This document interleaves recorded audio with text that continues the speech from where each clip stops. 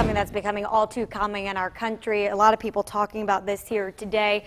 A lot of people still talking about Tuesday's election. Joe Cunningham is joining us here. He took home the first House District win. We got Brad Franco here as well. Joe, thanks so much for coming in here to talk about not only about the election and your win, but also the shooting that happened in California. That's a perfect place to start. I mean, here we go again.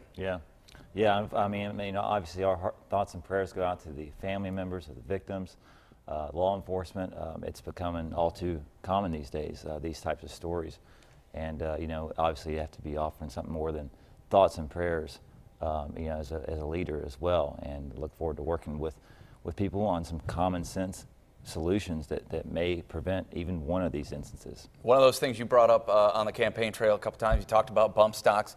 What was interesting in this one is he used one single handgun, a 45 caliber gun, but he had the extended magazine. Does that fall under that same umbrella in your mind, the extended magazines and the bump stock kind of thing? Yeah, and I think we're still waiting for a lot more details to come in, so it's important not to rush to judgment on what could have prevented this, wait for all the details to come in.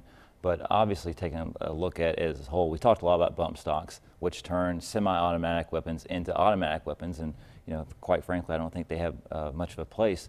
But you know, measures that can be done that are common sense, that most people agree on, Democrats and Republicans, should be on the table. You know, like I said, to even just prevent maybe even one of these instances. But you are a Second Amendment guy. Yeah, of course, I got a 40 caliber at home. I've got my concealed weapon permit. Support the Second Amendment. I think there can be some common sense, you know, closing the Charleston loophole, background checks. I think these are things that the majority of Americans will accept and agree on.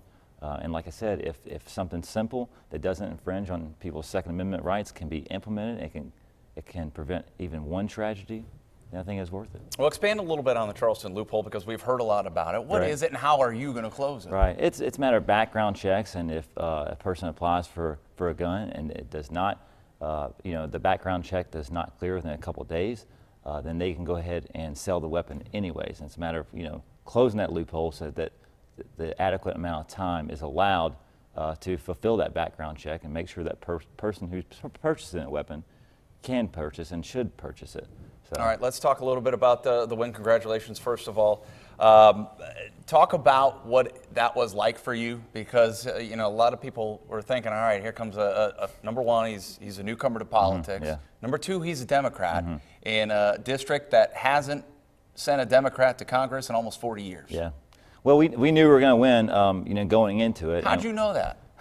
Just know things. Right. But seriously, when you think about it, just looking at what this district is and the way it was set up. I think just understanding the mood of the people and then the climate that we're in right now, and the people are coming up to me every single day leading up to the election. You know, that come up and say, "Listen, I'm tired of the divisiveness." And these are Democrats, Republicans, and Independents. We all feel this way, that what's going on in D.C.